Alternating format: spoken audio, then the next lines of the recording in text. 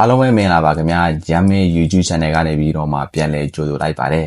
ကျွန်တော်ဒီတစ်ပတ်ဒီပြောပြပေးခြင်းတဲ့အကြောင်းအရာကတော့ဒီခါမီခါဆဲပိုင်းလော့တွေအကြောင်းပေါ့နော်ဒီခါမီခါဆဲပိုင်းလော့တွေဆိုတာဘာလဲဆိုတော့ဒီဒုတိယကမ္ဘာစစ်တွင်တော့ပေါ့နော်ဒီဂျပန်လေယာဉ်မှုပိုင်းလော့တွေပေါ့နော်သူတို့အသေးခံပြီးတော့ဒီရန်သူရဲ့စစ်သမောတွေကိုဖျက်ဆီးခဲ့တဲ့ပိုင်းလော့တွေအကြောင်းပေါ့နော်ခါမီခါဆဲပိုင်းလော့တွေကဒီစစ်သမောတွေမဟုတ်ဘဲနဲ့ပေါ့နော်ဒီလေချောင်းစီးချင်းထိုးတာတွေအဲ့ဒါတွေပါလုပ်ခဲ့တယ်နော်အဲ့ဒါနဲ့ပတ်သက်ပြီးတော့ကျွန်တော်ဒီနေ့ဗီဒီယိုထဲမှာဒီအကျယ်တွင်ပြောပြမှာပေါ့နော်ခါမီခါဆဲပိုင်းလော့တွေရဲ့ဒီတင်တန်းကျောင်းပေါ့နော်ဒီစစ်တင်တန်းကျောင်းရဲ့အကြောင်းအရာတွေရဲ့နောက်ပြီးတော့ဒီအိုကီနာဝါစစ်မျက်နှာပြင်မှာပထမဦးဆုံးသောခါမီခါဆဲတိုက်ခိုက်မှုအကြောင်းကိုလည်းကျွန်တော်ပြောပြပေးမှာပေါ့နော်ဒီနေ့ဗီဒီယိုလေးကနည်းနည်းတော့ရှင်းမယ်လို့တော့ထင်တယ်ဗျာကျွန်တော်ဒီဂျမ်မေး channel ကဒီအရင်တော့ကျွန်တော်တင်ဆက်နေတဲ့အတိုင်းပဲပေါ့နော်ဒီလျကဘာစစ်တွင်ကဒီပစိမိတ်သမုဒ္ဒရာထဲမှာပေါ့နော်ဒီဂျပန်နဲ့အမေရိကန်တို့တိုက်ခိုက်ခဲ့တဲ့ဒီစစ်မျက်နှာတွေအကြောင်းကိုကျွန်တော်ပြောပြပေးနေခဲ့တဲ့ channel ပေါ့နော်အခုကခါမီခါဆဲပိုင်းလော့တွေရဲ့ဒီပစိဖိတ်သမုဒ္ဒရာတွေကဂျပန်နဲ့အမေရိကန်တို့တိုက်ခိုက်ခဲ့တဲ့ဒီစစ်ပွဲအကြောင်းကိုတန်းနိုင်တော့ကျွန်တော်ပြောပြပေးသွားမှာပေါ့နော်ခါမီခါဆဲတိုက်ခိုက်မှုကိုဒီပေါ့နော်ဂျပန်ရေတပ်ကဘယ်နှစ်ခုနှစ်မှာစတင်ခဲ့တာလဲဆိုတော့ဒီ1945ခုနှစ်မှာစတင်ခဲ့တာဗျာဘာဖြစ်လို့ဒီခါမီခါဆဲတိုက်ခိုက်မှုကိုစတင်ခဲ့တာလဲဆိုတော့ဒီ1945ခုနှစ်ဒီ၄လပိုင်းပေါ့နော်၄လပိုင်းမှာဒီအိုကီနာဝါကျွန်းသိမ်းတိုက်ပွဲရတယ်စနေပြီဗျာဒီအိုကီနာဝါကျွန်းသိမ်းတိုက်ပွဲမှာဒီခါမီခါဆဲတိုက်ခိုက်မှုတွေကိုဂျပန်တွေကပထမဦးဆုံးစတင်ခဲ့တယ်ပေါ့နော်ဒါပေမဲ့တည်ချာဒီခါမီခါဆဲတိုက်ခိုက်မှုတွေကိုအတွင်းကြအထဲထဲဝင်တိုက်ခိုက်ခဲ့တာကတော့ဒီအိုကီနာဝါတိုက်ပွဲမှာပေါ့နော်ဒီအရှေ့ပိုင်းမှာလည်းခါမီခါဆဲတိုက်ခိုက်မှုတွေကအနည်းချင်းရှိခဲ့တယ်ဗျာဒီအရှေ့တောင်အာရှကိုတိမ်မလို့ဂျပန်ရေတပ်ကကျူးကျော်လာတဲ့ချိန်တုန်းကဒီဗြိတိရှ်စစ်သမောကဒီမလကာရေလက်ကြားမှာပေါ့နော်ဒီမလေးကျွန်းဆွယ်နဲ့မလေးနဲ့စင်ကူအဲ့ကျွန်းဆွယ်မှာဗြိတိရှ်ရေတပ်တွေရှိတယ်ဗျာအဲ့ဒီရေတပ်တွေကဂျပန်ရဲ့ဒီရေတပ်တွေကိုပိတ်ဆို့ထားတဲ့အတွက်ဒီဂျပန်ရဲ့ဒီစစ်သမောတွေကဘလို့မှထိုးပေါက်ဝင်ရလို့မရအောင်မရတဲ့ခါကျတော့ဒီဂျပန်ရဲ့ဒီလေယာဉ်မှုတွေကအသေးခံပြီးတော့တိုက်ခိုက်ခဲ့တဲ့တိုက်ခိုက်မှုမျိုးတွေရှိတယ်ဗျအဲ့တုန်းကတော့အနေချင်းပဲဗျဒါပေမဲ့1945ခုနှစ်အိုကီနာဝါကျွန်းသိမ်းတိုက်ပွဲကိုစတင်တဲ့အချိန်နဲ့ရောက်တော့တွင်တွင်ကြဲကြဲကြီးကိုဒီခါမီခါဆဲတိုက်ခိုက်မှုတွေကိုစတင်ခဲ့တယ်ပေါ့နော်ဒီဂျပန်နေဘက်ကလည်းဘာဖြစ်လို့ဒီခါမီခါဆဲတိုက်ခိုက်မှုကိုစတင်ရလဲဆိုတော့ဒီလေယာဉ်တစ်စီးဗျဘုံတစ်လုံးနဲ့ရန်သူရဲ့စစ်သမောတွေကိုဖျက်ဆီးနိုင်တယ်ဆိုတဲ့အတွေ့အကြုံမှရှိတယ်ဗျအတွေ့ရလဲဘာကြောင့်ရှိရလဲဆိုတော့သူကစစ်ကလည်းတောက်လျှောက်ရှုံးနေပြီဗျဒီအရှိတောင်အာရှစစ်မျက်နှာပြင်မှာလည်းစစ်ရှုံးတယ်ဒီတရုတ်စစ်မျက်နှာပြင်မှာလည်းစစ်ရှုံးတယ်ဒီဗီဒီချက်တွေတိမ့်ပိုက်ထားတဲ့ဒီအိန္ဒိယဘက်ကိုဝင်ဖို့အတွက်မြန်မာပြည်ရဲ့စစ်မျက်နှာပေါ့နော်မြန်မာပြည်ကိုခြေကုပ်ယူရဗျခြေကုပ်ယူပြီးတော့အင်ဖာနဲ့ကိုဟီမှာအဲ့ဒီတိုက်ပွဲမှာလည်းသူကခွတ်တိုးခွက်လန်စစ်ကရှုံးနေပြီဗျရှုံးနေပြီဖြစ်တဲ့ခါကျတော့ဒီအမေရိကန်ကလည်း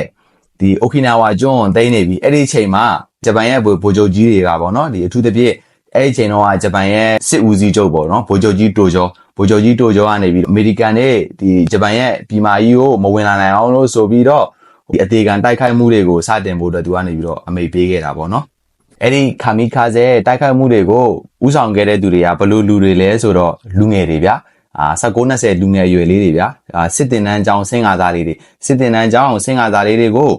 ဒီဗိုလ်ချုပ်ကြီးတွေကပေါ့နော်ဒီအမိမြင်တဲ့နိုင်ငံအတွက်ဒီအမေရိကန်တွေရဲ့ရန်ကနေကာကွယ်ရမယ်အဲ့အတွက်မင်းတို့ရဲ့အသက်ကနိုင်ငံအတွက်ပဲဖြစ်ကြမယ်မင်းတို့ရဲ့တေတာမြက်တယ်ဆိုပြီးတော့အဲ့လိုမျိုးတွေဝါဒမိုင်းတွေရိုက်သွင်းခဲ့ပြီးတော့ဒီလူငယ်လေးတွေကိုတိုက်ခိုက်ခိုင်းခဲ့တာပေါ့နော်အဲ့လိုတိုက်ခိုက်ခိုင်းခဲ့တဲ့အတွက်လည်းဒီအိုကီနာဝါကျွန်းတိုက်ပွဲမှာဒီဂျပန်ရဲ့ဒီလူငယ်ပေါင်းပေါ့နော်ခါမီခါဆဲလင်မှု1000ကျော်တည်ဆုံးခဲ့တယ်ပေါ့နော်အဲ့ဒါတွေမှာကပဲနဲ့ဒီပစိဖိတ်သမုဒ္ဒရာတွေကတိုက်ပွဲတွေမှာလည်းပဲဂျပန်ကဒီခါမီခါဆဲတိုက်ခိုက်မှုတွေကိုဇက်တိုက်လုပ်ခဲ့တယ်ဗျအဲ့လိုတိုက်ခိုက်မှုတွေကြောင့်ဒီစစ်ကြီးပြီးတဲ့အခါမှာကြတော့ပေါ့နော်စစ်သားပေါင်း4000ဝန်းကျင်လောက်တည်ဆုံးခဲ့တယ်ဆိုပြီးသူကနေတော့စင်းရင်းတွေပြန်တော့ထုတ်ပြန်ခဲ့တယ်ပေါ့နော်ဒါကတော့ဒီခါမီခါဆဲတိုက်ခိုက်မှုကြောင့်တည်ဆုံးခဲ့တဲ့စစ်သားပေါင်းအရေအတွက်ပေါ့နော်တည်ဆုံးခဲ့တဲ့သူတွေကလည်းပဲလူငယ်စစ်သားတွေဗျအဲ့ဒီအချိန်မှာဒီဂျပန်ဗိုလ်ချုပ်ကြီးတွေပြောခဲ့တဲ့စကားပေါ့မိမိရဲ့အသက်နဲ့ရန်သူရဲ့အသက်ပေါင်းများစွာကိုလဲတာချင်းကမိမိနိုင်ငံကိုကာကွယ်ခြင်းတည်ဆုံးခြင်းကမြင့်မြတ်တယ်ဆိုပြီးတော့ဒီဂျပန်ဗိုလ်ချုပ်ကြီးတွေကဒီဂျပန်စစ်သားတွေကိုဝါဒမိုင်းရိုက်သွင်းခဲ့တာဒါအဲ့ဒီကလက်သုံးစကားတစ်ခုဖြစ်ခဲ့တယ်ပေါ့နော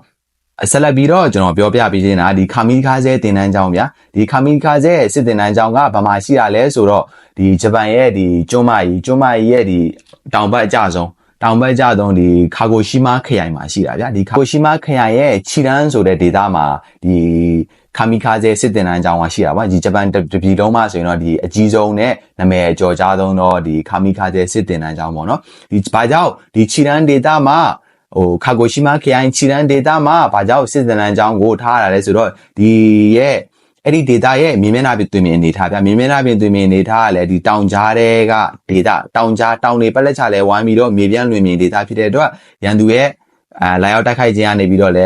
ဲကာကွယ်နိုင်တယ်နောက်ပြီးတဲ့အခါကျတော့ဘာဖြစ်လို့အဲ့နေရာမှာစစ်တင်တန်းကျောင်းကိုတိဆောက်ရလဲဆိုရင်တော့ဒီဂျပန်ရဲ့ကျွန်းမကြီးရဲ့ဒီတောင်ဘက်ပိုင်းအကျဆုံးဗျတောင်ဘက်ပိုင်းအကျဆုံးဖြစ်တဲ့အခါကျတော့အဲ့ဒီတောင်ဘက်ပိုင်းကနေပြီးတော့ဒီပစိဖိတ်သမုဒ္ဒရာကိုသွားမယ်ပစိဖိတ်သမုဒ္ဒရာတွေကစစ်မျက်နှာပြင်တွေကိုစစ်ကူစေလို့ရင်သူပြည်မရတဲ့ဆိုင်အရင်နီးကပ်တဲ့အတွက်အဲ့ဒီတောင်ဘက်ပိုင်းမှာထားတယ်ဗျအဲ့ဒီချိန်တုန်းကလည်းဒီပစိဖိတ်သမုဒ္ဒရာထဲမှာဒီဆိုင်ပန်ကျွန်းတိုက်ပွဲတို့အီဝိုဂျီမာတိုက်ပွဲအိုကီနာဝါတိုက်ပွဲနောက်တော့ဒီပါပူဝါနယူးဂီနီကျွန်းတိုက်ပွဲနောက်ဖိလစ်ပိုင်ကျွန်းတိုက်ပွဲအဲ့လိုမျိုးကျွန်းပေါင်းများစွာမှာဗျဂျပန်တွေတိမ့်ပိုက်ထားတဲ့ကျွန်းပေါင်းများစွာမှာဒီကန်တွေကပြန်ပြီးတော့ထိုးစစ်ဆင်တဲ့အချိန်မှာဂျပန်တွေကအဲ့လိုမျိုးပြန်ပြီးတော့ကာကွယ်ဖို့အတွက်ပေါ့နော်သူတို့ရဲ့ဒီပိုင်းလောတွေကိုအဲ့ဒီ data မှာထားပြီးတော့ပစိဖိတ်သမုဒ္ဒရာတွေကကျွန်းသီးသီးကိုဆေလို့ပြီးတော့ဒီတိုက်ခိုက်စေတယ်ပေါ့နော်ဆိုင်မန်ကျွန်းတိုက်ပွဲအိုကီနာဝါတိုက်ပွဲအီဝိုဂျီမာတိုက်ပွဲအဲ့ဒီတိုက်ပွဲတွေကအရန်ကိုနာမည်ကြီးတယ်ဗျာနာမည်လည်းကြီးပြီးတော့လူအသေးပြောက်လည်းတအားများတယ်ဗျာအဲ့အထူးသဖြင့်ကျွန်တော်ဒီအိုကီနာဝါတိုက်ပွဲရဲ့နောက်တော့ဒီအီဝိုဂျီမာတိုက်ပွဲပေါ့နော်အဲ့ဒါတော့ကျွန်တော်တင်ပေးထားဘူးတယ်ပေါ့နော်အဲ့ဒါတော့ကျွန်တော်ဗီဒီယိုကို link အနေနဲ့ကျွန်တော်ထည့်ထားပေးမယ်ပေါ့နော်အီဝိုဂျီမာတိုက်ပွဲဆိုရင်အရန်လည်းစိတ်ဝင်စားဖို့ကောင်းတယ်အရန်လည်းဒီဂျပန်ရဲ့စစ်သားတွေရဲ့ဒီရဲသွမ်းတတိကိုလည်းမြင်ရတယ်နောက်တစ်ခုပြန်စဉ်းစားကြည့်လိုက်မယ်ဆိုရင်ဒီဂျပန်စစ်သားတွေကအထက်ကခိုင်းတဲ့မြောက်အကုန်လုပ်တယ်သူတို့ဘာမှမစင်စားမစင်ချင်ဘူးဗျာအဲ့လိုပုံစံမျိုးအဲ့ဟာကိုလည်းမြင်ရတယ်နောက်ပြီးသူတို့ရဲ့ရဲသွမ်းတတိတွေကိုလည်းမြင်ရတယ်နောက်ပြီးတော့ဒီဂျကုတ်ဂျကဲတိုက်တဲ့စိတ်ဓာတ်တွေကိုလည်းမြင်ရတယ်ဗျာဒါတော့ဒီအီဝိုဂျီမာတိုက်ပွဲကိုစကားကြုံလို့ကျွန်တော်ဝင်ပြောတာပေါ့နော်ဆက်ထပ်ပြီးတော့ဆက်လိုက်ကြအောင်ချီတန်းဆိုတဲ့ဒီခါမီကာဇဲစစ်တင်တန်းကြောင်ရှိတဲ့ဒေတာကຫນွေဘက်ဆိုရင်ဗျာဒီတောင်ဘက်ကလေတိုက်တယ်ဆောင်းရင်းဘက်ဆိုရင်မြောက်ဘက်ကလေတိုက်တယ်ဗျာမြောက်ဘက်ကလေတိုက်တဲ့ခါကျတော့ဒီဘာမှအတွေ့အကြုံမရှိသေးတဲ့တင်တန်းသားအစ်စ်တွေအတွက်လေ့ကျင့်ရေးအရန်လွယ်ကူတဲ့အခက်အခဲမရှိဘူးเนาะမြေမျက်နှာတွင်မြင်လည်းအရန်ကောင်းတယ်ပေါ့နော်အဲ့ဒီနေရာကစစ်တင်တန်းကြောင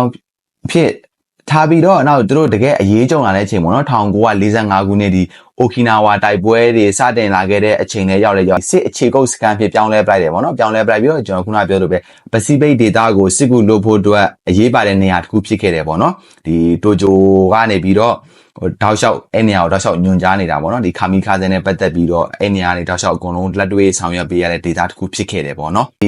ီခါမီခါဇဲပိုင်းလို့တယောက်ဖြစ်ဖို့အတွက်ဒီဂျပန်ရဲ့သတ်မှတ်ထားတဲ့အရေးချင်းနေရာရှိတယ်ပေါ့နော်ဘယ်လိုသတ်မှတ်ထားလဲဆိုတော့ခါမီခါဇဲပိုင်းလို့တယောက်ဖြစ်ဖို့ကတူးတဲ့တော့တာမဖြစ်ကြဘူးမွေးချင်းမောင်နှမရှိရမယ်ဘာကြောင့်မို့လို့အဲ့လိုမျိုးတတ်မှတ်ထားလဲဆိုရင်တော့ဒီအဲ့လိုမျိုးတူးတဲ့တော့တာကိုဒီပိုင်းတော့နေရာမှာထားပြီးတော့အသေးခံခိုင်းလိုက်မယ်ဆိုရင်တို့ရဲ့မျိုးဆက်ပြတ်သွားမှာဆိုလို့ပေါ့နော်အဲ့လိုမျိုးတို့အဲ့ဒီခေတ်ကလည်းအဲ့လိုမျိုးအတွေးခေါ်လေးရှိခဲ့တယ်ပေါ့နော်ဒါကတော့ဒီခါမီခါဇဲတယောက်ဖြစ်ဖို့အတွက်အရေးချင်းကတော့အဲ့ဒီခေတ်ကကြီးကြီးမားမားလိုတာမဟုတ်ဘူးဗျာ16 19 18လေးအကုန်လုံးစစ်ထဲဆွဲထည့်ပြီးတော့အကုန်လုံးကို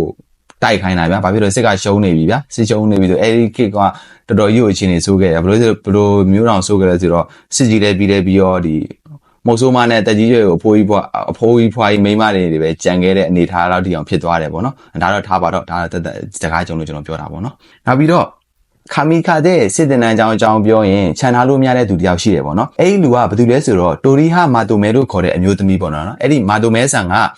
ဘာဖြစ်လို့ဒီစစ်တင်တန်းအကြောင်းပြောရင်အဲ့ဒီအမျိုးသမီးကိုဖယ်ထားလို့မရလဲဆိုတော့အဲ့ဒီစစ်တနန်းအကြောင်းမဆောက်ခင်อ่ะဗောနော်အဲ့ဒီဒေတာမှာတိုမဲဆန်ဗောနော်တိုမဲဆန်ကသူကစားတောက်ဆိုင်လေးပဲဖွင့်တာဗျာစားတောက်ဆိုင်လေးပဲဖွင့်ပြီးတော့သူကအေးအေးလှုပ်ရှားနေရဗျာလှုပ်ရှားပြီးတော့ဒီပြုံးနဲ့စစ်ကြီးလဲစားဖြစ်ကောအဲ့နေရာမှာစစ်တနန်းအကြောင်းဆောက်မဲ့စီမံကိန်းနဲ့ကြာတော့ဒီတိုမဲဆန်ရဲ့နေရာနဲ့အဲ့နေရာနဲ့နီးတဲ့ခါကျတော့ဒီတိုမဲဆန်ကိုသူကနေပြီးတော့ဒီသူတို့ရဲ့စစ်သားတွေကိုချက်ပြုတ်ကျွေးဖို့အတွက်တာဝန်ပေးလိုက်တယ်ဗောနော်တာဝန်ပေးလိုက်တဲ့ခါကျတော့သူကနေပြီးတော့စစ်သားရဲ့တောက်လျှောက်အပတ်စဉ်တိုင်းကသူကချက်ပြုတ်ကျွေးရတာဗောနော်အပတ်စဉ်တိုင်းကိုချက်ပြုတ်ကျွေးရတဲ့သူဖြစ်တဲ့ခါကျသူကအမှစစ်တင်တန်းအကြောင်းမှာလည်းသူကနာမည်ကြီးတယ်ဗျာသူတို့ရဲ့ဘာလို့ဆိုတော့ဒီစစ်သားတွေကဂျပန်တပြည်လုံးကနေပြီးတော့ဒီနေရာမှာလာစုတာဗောနော်ဒီခါမီခါဇဲပိုင်းတော့တွေကဗောနော်အဲ့လိုလာစုတဲ့ခါကျတော့လူမျိုးတွေလည်းပါတယ်ဗျာပါတဲ့ခါကျတော့ဒီမျိုးသမီးကပဲအကုန်လုံးကိုတစုတည်းတည်းဖြစ်အောင်လုပ်ပြီးတော့ထမင်းတွေပါတယ်ချက်ကျွေးရတယ်ဟင်းတွေပါတယ်ချက်ကျွေးရတယ်ပေါ့နော်အဲ့ဒါကြောင့်သူကနေပြီးတော့နာမည်ကြီးတယ်ပေါ့နော်ဒီပတ်စင်တိုင်းဆင်းသွားတဲ့သူတွေတိုင်းကဒီမျိုးသမီးကိုမသိတဲ့လူမရှိဘူးပေါ့နော်အဲ့ဒါတကြောင်နောက်ပြီးတဲ့ခါကျတော့အဲ့ဒီခေတ်ကစစ်သားတွေအိမ်ကိုစာပြန်ပို့မယ်ဆိုရင်ကကိုယ့်ရဲ့စိတ်ခဲရရှိတဲ့အတိုင်းရေးလို့မရဘူးဗျာဓမ္မအဆင်ပြေနေပါပြီနေရထိုင်လို့ကောင်းပါတယ် ထမင်းနဲ့ပုံမှန်စားဘာညာပေါ့နော်အဲ့လိုမျိုးရေးပြီးတော့ပြန်ပို့ရတယ်ဗျာဘာဖြစ်လို့အရှိကိုအရှိတိုင်းရေးလို့မရလဲဆိုတော့အဲ့လိုမျိုးအရှိကိုအရှိတိုင်းရေးပြီးတော့အိမ်ကိုပြန်ပို့တဲ့အခါကျရင်အိမ်ကမိဘတွေကဒါကိုဖက်ကပြီးတော့သူတို့သားတွေဒီမှာအခက်ခဲတွေဖြစ်နေပြီအဲ့လိုအခက်ခဲတွေဖြစ်နေပြီဆိုတဲ့အကြောင်းတည်သွားပြီးတော့ဒီဟိုသတင်းပေါက်ကြားသွားမှာပေါ့တကယ်အဖြစ်ပြတကယ်ဒီတက်တွင်းတွေကအကြောင်းအရာပေါက်ကြားသွားလို့ရှိရင်က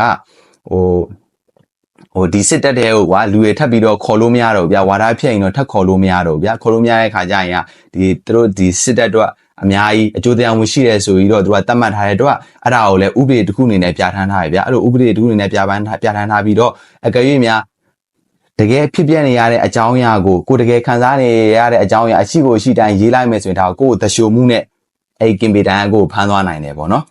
အဲ့လိုအခြေအနေမှာဒီတိုမဲဆန်ဆိုတဲ့အမျိုးသမီးကဘလို့ကူညီခဲ့တဲ့ဆိုတော့သူတို့ရေးကျင်တဲ့စာလေးတွေကိုရေးပြီးတော့တိုးတိတ်လေးမသိတဲ့နေရာကနေပြီးတော့မှဒီထည့်ပြီးတော့သူတို့အိမ်တွေကိုပို့ပေးခဲ့တယ်ပေါ့နော်ပို့ပေးခဲ့ပြီးတော့သူရဲ့တကယ်ဖြစ်ပျက်ခံစားနေရတဲ့ရင်တွင်းခံစားချက်တွေကိုသူတို့မိဘတွေရောက်ပေးခဲ့တဲ့အတွက်ယနေ့ချိန်မှာတော့ဒီသူတို့အတွက်ကတော့အဖိုးမဖြတ်နိုင်တဲ့သူတယောက်ဖြစ်နာမည်ကြီးခဲ့တယ်ပေါ့နော်ဒါပေမဲ့အဲ့ဒီအမျိုးသမီးရဲ့လုပ်ရက်ကအဲ့ဒီချိန်ကသာဖမ်းမိသွားမယ်ဆိုရင်သူလည်းတရှိုမှုနဲ့အသေးတန်းအောင်ပေးခံနိုင်တယ်ပေါ့နော်အဲ့လောက်ထိကိုသူကစွန့်စားပြီးတော့လှုပ်ခဲ့တဲ့အတွက်အဲ့ဒီမျိုးသမီးကလည်းနာမည်ကြီးတယ်နောက်ပြီးတော့အဲ့ဒီမျိုးသမီးတို့ချက်ကျွေးခဲ့တဲ့ပေါ့နော်ဟိုထမင်းလေးရဲ့အပေါ်ကနေပြီးတော့ဒီကြက်ဥလေးကိုကhalf fry ပုံစံဒါမှဆိုရင်တော့တာမာဂေါ်ဒွန်းဆိုပြီးတော့ခေါ်တယ်ဗျာအဲ့ဒီပုံစံလေးအပေါ်ကကြက်ဥလေးကိုတင်ပြီးတော့ကျွေးတဲ့ဟာပေါ့နော်အဲ့ဒါတွေကအရန်နာမည်ကြီးတယ်ဗျာအဲ့ဒီချီနန်းဆိုတဲ့ဒေတာကြောင့်အဲ့ဒီနေရာဟာတော့မစားမဖြစ်ပေါ့နော်သူတို့ရဲ့ဒီနေရာရဲ့အဓိကအစားအစာလို့တော့ဖြစ်သွားတယ်ဗျာဘာကြောင့်လဲဆိုတော့ဒီရဲ့စစ်သားတွေကိုသတိတရားအနေနဲ့ဒီဟာကိုစားကြတယ်ပေါ့နော်သူတို့ရဲ့ဒီတိုင်းပြည်တို့ကပေးဆက်သွားတဲ့သူတွေအတွက်ဒီဟာလေးကိုစားတယ်ပေါ့နော်ဆက်ပြီးတော့ပြောပြပေးမှာကဒီအိုကီနာဝါကျွန်းရဲ့ပထမဦးဆုံးခါမီခါဇဲတိုက်ခိုက်မှုမှာပါဝင်ပြီးတော့အသက်ရှင်ပြီးကြံရင်ခဲ့တဲ့သူပြန်ပြောပြခဲ့တဲ့အကြောင်းကျွန်တော်အခုဆက်ပြီးတော့ပြောပြပေးမှာပေါ့နော်ဟိုသူတို့ကျွန်းကိုအမေရိကန်တပ်တွေချင်းကပ်လာတဲ့အချိန်မှာသူတို့ကပထမဆုံးသူတို့ကျွန်းကိုကာကွယ်ဖို့အတွက်ဒီလေကြောင်းစီးကျင်းထိုးတိုက်ပွဲသူတို့စတင်ပြီးတော့ဆင်နွှဲခဲ့တယ်ပေါ့နော်အဲ့လိုဆင်နွှဲခဲ့တဲ့အချိန်မှာသူ့ရဲ့ဒီတငယ်ချင်းတွေကပေါ့သူ့ရဲ့အရင်းနှီးဆုံးတငယ်ချင်း2ယောက်ပေါ့နော်အဲ့ဒီရင်းနှီးဆုံးတငယ်ချင်း2ယောက်ကအဲ့ဒီတိုက်ပွဲမှာပဲတည်ဆုံးခဲ့တယ်ပေါ့နော်ဘယ်လိုမျိုးတည်ဆုံးခဲ့လဲဆိုတော့တယောက်ကကြတော့ဒီအမေရိကန်ရဲ့ဒီပုံကျဲလင်းကိုဟိုဝင်တိုက်ပြီးတော့တည်ဆုံးတယ်နောက်တစ်ယောက်ကြတော့လေပေါ်မှာလေချောင်းကနေစီးချင်းထိုးပြီးတော့သူ့ရဲ့လင်းပြန်နဲ့ဟိုအပြစ်ခံလိုက်ရပြီးလင်းပြစ်ကြတဲ့အချိန်မှာဒီအမေရိကန်ရဲ့ဒီရေငုပ်သမောကမျက်နှာပြင်ပေါ်မှာပေါ်နေတဲ့အချိန်နဲ့တိုက်ဆန်သွားတိုးပြီးတော့အဲ့ဒီအမေရိကန်ရေငုပ်သမောကိုဖျက်ဆီးနိုင်ခဲ့တယ်ပေါ့နော်အဲ့ဒီတက်ကိုတိုက်ခိုက်ပြီးတော့ခါမီခါဇဲအထက်ကိုလုပ်ခဲ့တယ်ပေါ့နော်ဒါပေမဲ့သူတယောက်ပဲအသက်ရှင်နေတဲ့သူကကြံရှိခဲ့တယ်ပေါ့ကြံခဲ့တယ်ပေါ့နော်အဲ့လိုမျိုးကြံပြီးတော့သူတယောက်ပဲဘေးကင်းသွားတဲ့သူအဲ့လိုမျိုးသူ့ရဲ့ခြေဆိုင်စကောင်သူပြန်လာနိုင်တယ်ပေါ့နော်အဲ့ဒါမျိုးသူကအခုလိုမျိုးပြန်ပြောပြတာပေါ့နော်အဲ့လိုသူငယ်ချင်းရဲ့လိုမျိုးဒီတိုက်ပွဲမှာလိုမျိုးတည်ဆုံခဲ့တယ်ဆိုပြီးတော့နော်သူကလိုမျိုးပြန်ပြောပြခဲ့တဲ့အချိန်မှာလည်းကြောက်ရွံ့ခြင်းလုံးဝမရှိဘူးနောင်နာရခြင်းလည်းလုံးဝမရှိဘူးသူအဲ့ဒါမျိုးသူဂုံယူစွာနဲ့သူပြန်ပြီးတော့ပြောတယ်ဗျာဒါသူတို့ရဲ့ခံယူချက်လို့ပဲပြောရမှာပေါ့သူတို့ရဲ့ဘယ်လိုပြောအောင် passive စနစ်ရဲ့ခံယူချက်လားဘယ်လိုလဲပြောရမှာသူတို့ရဲ့သူတငယ်ချင်းတွေလောက်ခဲ့တဲ့လောက်ရက်ကတိုင်းပြည်နယ်လူမျိုးပေါ်မှာသူအမြဲတမ်းသူဂုံယူတယ်ပေါ့နော်အဲ့လိုမျိုးသူကနေပြီးဂုံယူဝင်ကြွားစာနဲ့ပြန်ပြီးတော့ပြောတယ်ပေါ့နော်ဂျပန်တွေရဲ့ဒီခါမီကာဇဲတိုက်ခိုက်မှုကိုအမေရိကန်တွေဘယ်တော့ခံခဲ့ရလဲဆိုအလူလဲခံခဲ့ရတယ်အမေရိကန်တွေဘက်ကလည်းတတ်တာလားဆိုတော့လည်းမတတ်တာဘူးသူတို့လည်းတော်တော်ကြီးကိုအထီးကိုက်အကြဆုံးအပြက်စီးများများနဲ့သူတို့လည်းခံခဲ့သူတို့ဆိုရင်ဗျာလင်းသမောတွေပျက်စီးတာနောက်တော့လုံးဝ free gate ပုံစံမျိုးတွေဗျာအဲ့လိုသမောတွေဗျာအဲ့လိုမျိုးတွေပါဖြက်စီးခံရတယ်ဗျာအဲ့လိုမျိုးဖြက်စီးခံရမှာအများလဲအများရောအမေရိကန်တွေကဘယ်လိုမျိုးသူတို့ရဲ့ဒီစစ်ပရိရေဘယ်လိုမျိုးပြန်လုပ်လဲဆိုတော့သူတို့လင်းသမောတစည်းနေရာတနေရာနေတနေရာကိုရွှေ့လျားမယ်ဆိုလို့ရှိရင်ရေမိုင်90ပတ်ချလဲလေမိုင်90ပတ်ချလဲမှာ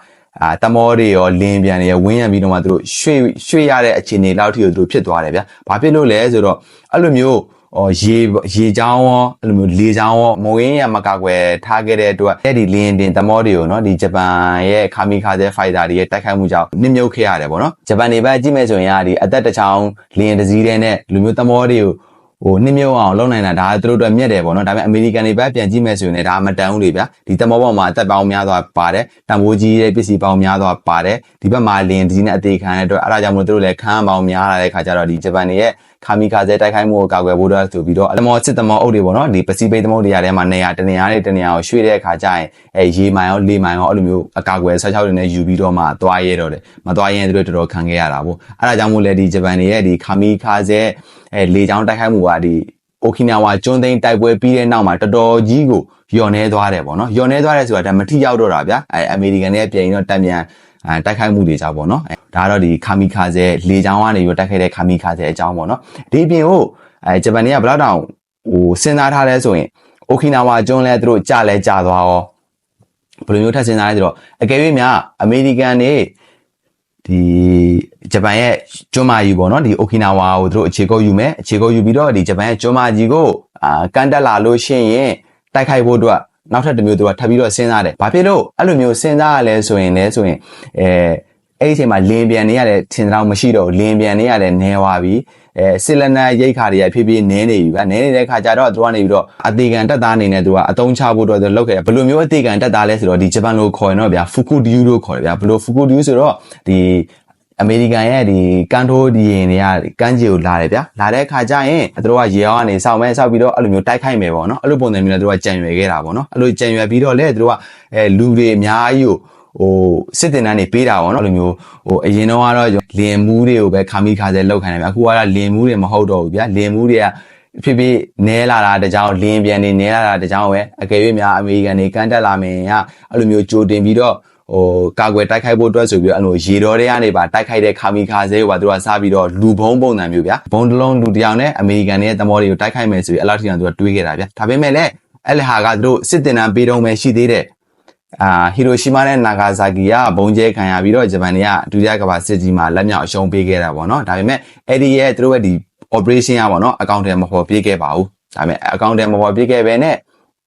တင်နန်းပေးအောင်ဆင့်ပဲရှိတာပေါ့နော်။ဘာကြောင့်လဲဆိုတော့အမေရိကန်တွေကလည်းဒီဂျပန်ရဲ့ကုန်းမကြီးကိုမတိုက်ခိုက်ခဲ့ဘူးပေါ့နော်။ဒီကန်ထိုးရင်နဲ့မတိုက်ခိုက်ခဲ့ဘူးပေါ့နော်။ဘာဖြစ်လို့မတိုက်ခိုက်တာလဲဆိုတော့လေဒီ Okinawa တိုက်ပွဲမှာတည်းကအမေရိကန်တွေကတော်တော်သိသွားပြီဗျာ။ဘာဖြစ်လို့လဲဆိုတော့ဂျပန်တွေက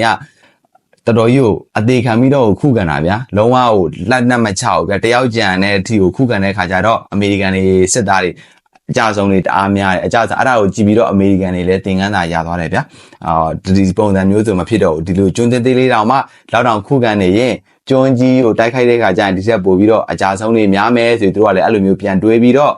နျူကလ িয়ার ပုံကျဲချလိုက်တယ်ပေါ့နော်ဒါကတော့အမေရိကန်တွေဘက်ကအမြင်ပေါ့နော်ဂျပန်တွေဘက်ကလည်းစစ်သားတွေကအဲ့လိုမျိုး brain wash လောက်ခံထားရတာပေါ့နော်တေခြင်းကမြက်တယ်ပေါ့နော်အမီးမြင်တဲ့နိုင်ငံတော့ကာကွယ်ခြင်းပေါ့နော်ဒီအမေရိကန်လူဖြူတွေကတိုက်ကြမယ်ပေါ့အဲ့လိုပုံစံမျိုးနဲ့ခါမီခါစဲတိုက်ခိုက်မှုတွေကစခဲ့ပေါ့နော်ဒါအခုအနေနဲ့ပြန်ကြည့်မယ်ဆိုရင်တော့ဒါတော်တော်ကြီးကိုယူမိုက်တယ်ပဲပြောရမလားတက်တိရှိတယ်ပဲပြောရမလားပေါ့နော်နောက်ပြီးတော့ကျွန်တော်ပြပေးခြင်းတာတခုရှိသေးတယ်ပေါ့နော်ဘာလဲဆိုတော့ဒီလိုမှဒီစာတန်းလေးဒါကဂျပန်ရဲ့ခါမီခါစဲပိုင်းလို့တွေသူတို့စစ်သွားလို့ရှိရင်စစ်တိုက်ထွက်လို့ရှိရင်ပေါ့နော်ဒါသူတို့တက်တဲ့ခေါင်းမှာတက်တဲ့ခေါင်းကြီးပေါ့နော်ဒါကတော့ဂျပန်လိုဆိုရင်ဒါကတော့မဖြစ်မနေအနိုင်ရမယ်ဆိုတဲ့ခန်းကြီးနှလုံးပေါ့နော်ဒါကတော့သူတို့ရဲ့ဒီအလဲကတော့သူတို့ရဲ့ empire ရဲ့နေမင်းတစ်စိတ်ပေါ့နော်အဲ့ဒါကိုသူတို့ကနေပြီးတော့မျိုးနဖူးမှာစီးတယ်စီးပြီးတော့ဒါမျိုးပေါ့နော်တမျိုးစီးပြီးတော့ခါမီခါစဲတိုက်ခိုက်မှု suicide attack ကိုသူတို့လုပ်တယ်ပေါ့နော်အဲ့လိုမျိုးစီးပြီးတော့သူတို့ဒီခါမီခါစဲတိုက်ခိုက်မှုတွေလုပ်တယ်ပေါ့နော်ဒါကတော့ကျွန်တော်ဒီစာတန်းတွေ့ရင်အဲ့လိုပုံတွေတွေ့ရင်အဲ့လိုသိအောင်ပေါ့နော်သူတို့ရဲ့အကြောင်းမဲ့သူတို့ဒါမျိုးတွေလုပ်တာမဟုတ်ဘူးဗျာသူတို့ရဲ့ခံယူချက်တွေနဲ့သူတို့လုပ်တာပေါ့နော်ဒါကတော့ကျွန်တော်ဒီနေ့ပြောပြပေးသွားတာကတော့ဒီဂျပန်ရဲ့ဒီခါမီခါစဲပိုင်းလော့တွေရဲ့အကြောင်းကိုကျွန်တော်ပြောပြပေးသွားတာပဲဖြစ်တယ်ပေါ့နော်ကျွန်တော်နောက်ပြီးဆက်ပြီးတော့လဲကျွန်တော်ဒီ Jamis ကနေပြီးနော်ဒီ Pacific သမုဒ္ဒရာထဲမှာဂျပန်နဲ့အမေရိကန်တွေဘာတွေပြန်ကြားတွေပြန်တိုက်ခဲ့တဲ့တိုက်ပွဲတွေကိုကျွန်တော်ဆက်ပြီးတော့ကျွန်တော်မျှဝေပေးဖို့လည်းရှိပါတယ်ဒီတိုက်ပွဲတွေအကြောင်းကတိတ်ပြီးတော့စာအုပ်တွေထဲမှာရှာဖတ်လို့ကလည်းမရဘူးဗျာကောမောကတိုက်ပွဲတွေဒါအလွယ်တကူရှာဖွေဖတ်လို့ရတယ်ဗျာဒီရေတွေကဒီ Pacific သမုဒ္ဒရာတွေကအမေရိကန်နဲ့ဂျပန်ဘာတွေပြန်ကြားတွေပြန်တိုက်ခဲ့တဲ့တိုက်ပွဲတွေအကြောင်းကရှားရတာနည်းနည်းခက်တယ်လို့ခံစားရလို့ဗျာအဲ့ဒါကြောင့်မို့လို့ကျွန်တော်အခုရှာနေတယ်ပေါ့နော်ရှာပြီးတော့ကျွန်တော်ဒီဂျပန်ဘက်ကအမြင်နဲ့ပဲကျွန်တော်ပြောပြပေးသွားမှာပေါ့နော်ဒီအမေရိကန်ဘက်ကအမြင်တော့မဟုတ်ဘူးဗျာအဲ့လိုပုံစံမျိုးနဲ့နောက်ဆက်ပြီးတော့ကျွန်တော်လုပ်ဖို့လည်းရှိပါတယ်ကျွန်တော်အရင်တော့လည်းကျွန်တော်တင်ပေးထားဘူးတယ်ဗျOkinawa တိုက်ပွဲ Iwo Jima တိုက်ပွဲဆိုင်ဘန်ကျွန်းတိုက်ပွဲမြို့ဝေးတိုက်ပွဲဗျအဲ့ဒါမျိုးအဲ့ဒါတော့တိုက်ပွဲကြီးတွေပေါ့နော်အဲ့ဒီတိုက်ပွဲကြီးတွေအပြင်ကိုဒီပါပူဝါနယူဂီနီတိုက်ပွဲတို့ခိုရဲကျွန်းစုတိုက်ပွဲတို့အဲ့ဒီကျွန်းစုတိုက်ပွဲအကြောင်းတွေလည်းကျွန်တော်ဆက်ပြီးတော့ကျွန်တော်မျှဝေပေးဖို့လည်းကျွန်တော်စူးစမ်းနေပါတယ်ခင်ဗျဟုတ်ကဲ့ပါအဆုံးထိကြည့်ရှုပေးတဲ့အတွက်လည်းကျေးဇူးအများကြီးတင်ပါတယ်ခင်ဗျ